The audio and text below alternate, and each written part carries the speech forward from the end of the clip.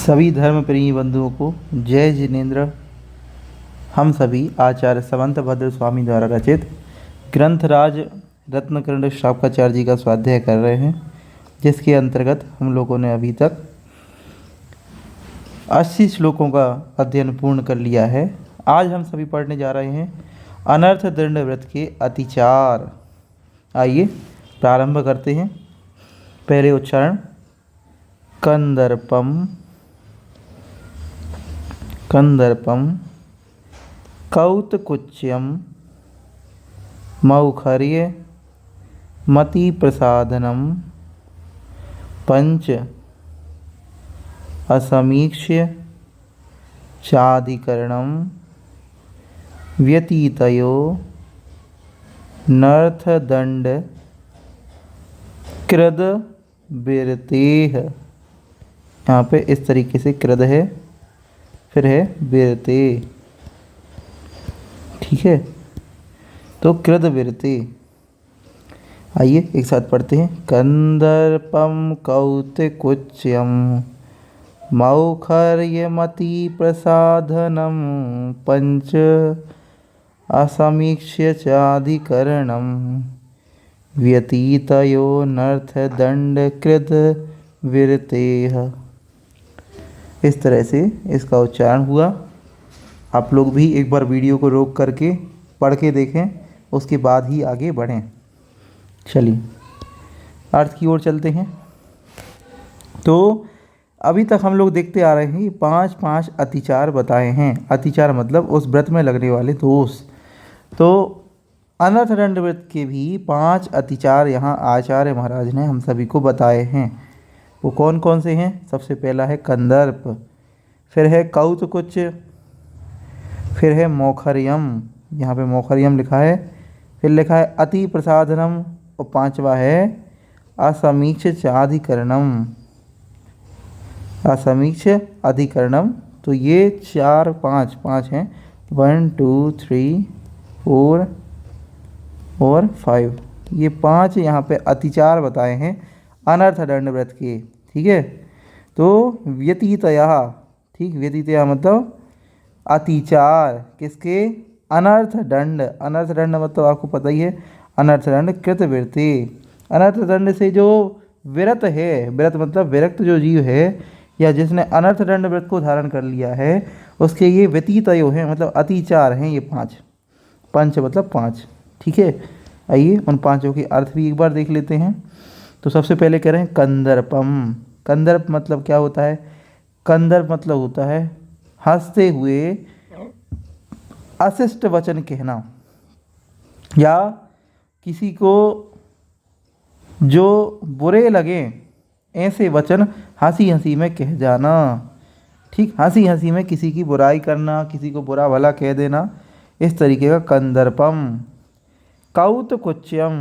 कौतकुच्यम मतलब क्या होता? सिर्फ अभी तक मुंह से वचन कह रहे थे, अब शरीर से भी उल्टी सीष्टी कुचेष्टाएँ कर देना। कुछ शरीर से इस तरीके के एक्सप्रेशन करना कि सामने वाले को बुरा लगे, कुचेष्टा। अच्छे शरीर से एक्सप्रेशंस ना करना, कुचेष्टाएँ। मौखर्य। मौखर्य मतलब होता है आवश्यकता से अधिक बोलना।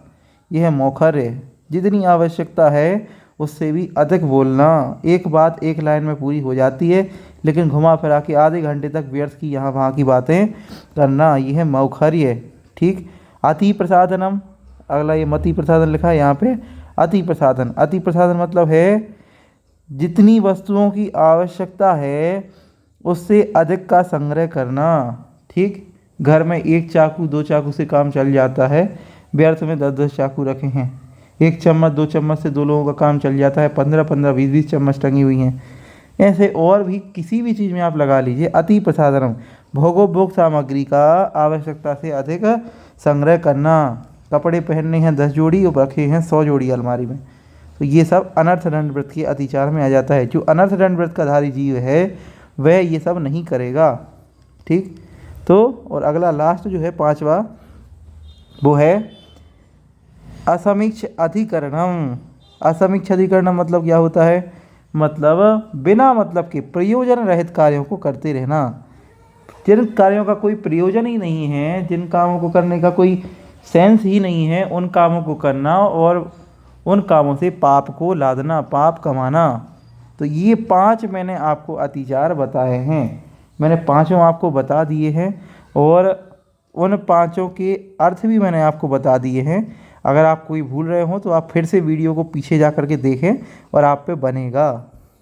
ठीक, आइए अब चलते हैं अगले श्लोक की ओर। श्लोक क्रमांक 82। भोगोपभोग परिमाण व्रत, यहाँ से हमारा प्रारंभ हो रहा है।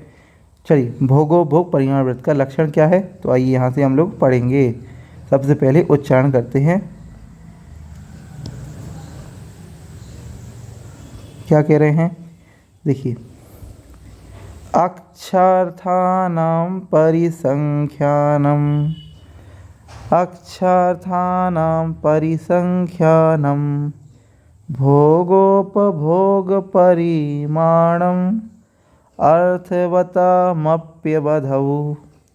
अर्थवतामप्यवधौ रागरतीनां तनुकृतये, रागरतीनां तनुकृतये। ठीक, पूरा एक साथ बोलिए। अक्षार्थानां परिसंख्यानम भोगोपभोग परिमाणम अर्थवतामप्यवधौ रागरतीनां तनुकृतये। ठीक है, ये रहा। इस तरीके से हमने उच्चारण किया। अब चलते हैं अर्थ की ओर।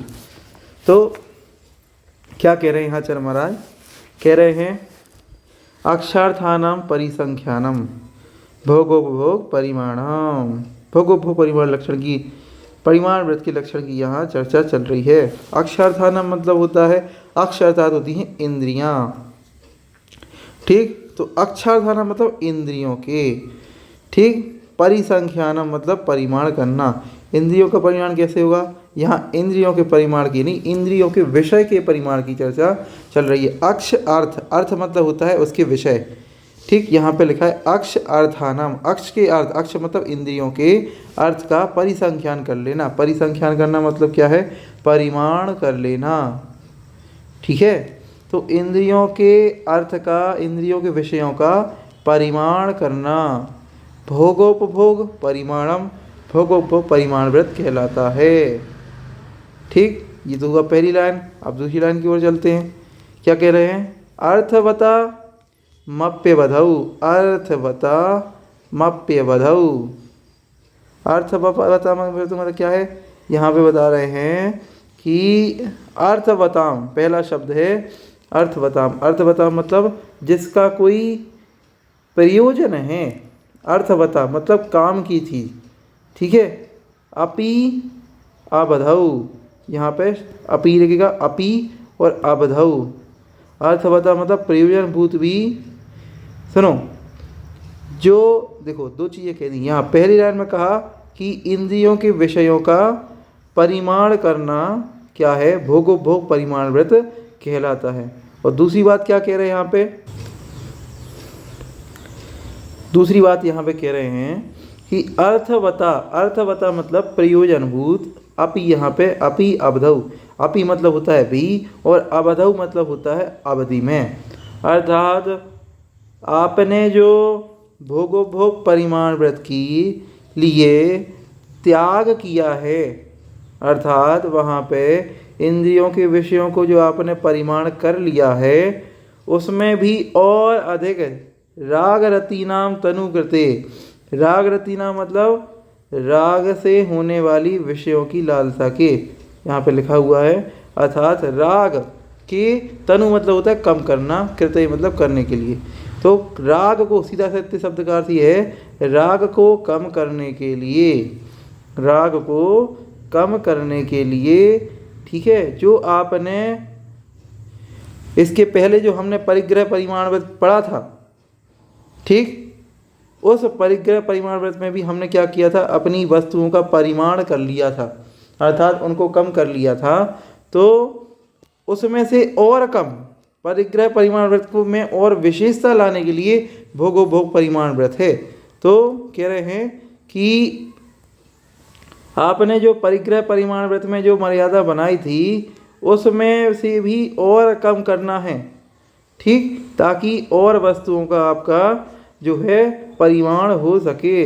तो उसमें से भी अर्थवता अवधौ, उसकी जो परिग्रह परिमाण व्रत में भी जो आपने क्या की थी, मर्यादा ली थी वस्तुओं की कि इतना ही मैं ग्रहण करूँगा, उसमें भी अब और कम आपको करना है और तनु कर देना है अपने राग को कम करने के लिए क्या करना है आपको, अक्षार्थानम परिसंख्यानम, मतलब इंद्रियों के विषयों को और परिमाण कर लेना ही भोग परिमाण व्रत है। ठीक है, सीधा सा अर्थ ये है, राग को कम करने के लिए जो आपने परिग्रह परिमाण व्रत में अवधि ली थी, उस परिग्रह परिमाण व्रत में जो आपने विषयों की मर्यादा की थी, सामान को कम किया था, उसमें और कम कर लेना, अक्षार्थानम, इंद्रियों के विषयों का और परिमाण कर लेना ही भोग परिमाण व्रत होता है। ठीक, इस तरह से हमने आज 2 श्लोक पढ़े। सभी को जय जिनेंद्र। अगली कक्षा में पुनः मिलते हैं। आगे के 2 श्लोकों को अगली कक्षा में हम लोग पढ़ेंगे। सभी को जय जिनेंद्र।